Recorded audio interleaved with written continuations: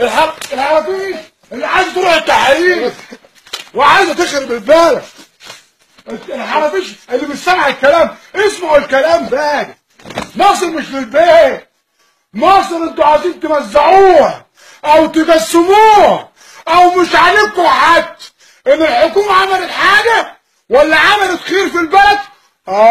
ده ما يعملوا عشان يعدوا 25. لو عملوا مشروع، لا ده السيسي بيعمل مشاريع عشان يعدي موضوع 25.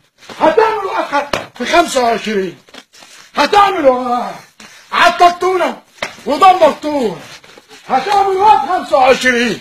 انا عاوز اعرف ايه اللي هتعملوه في 25؟ ها؟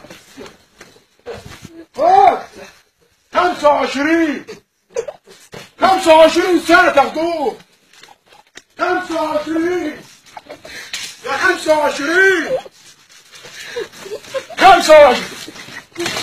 25 سنة يا ولاد الكلب.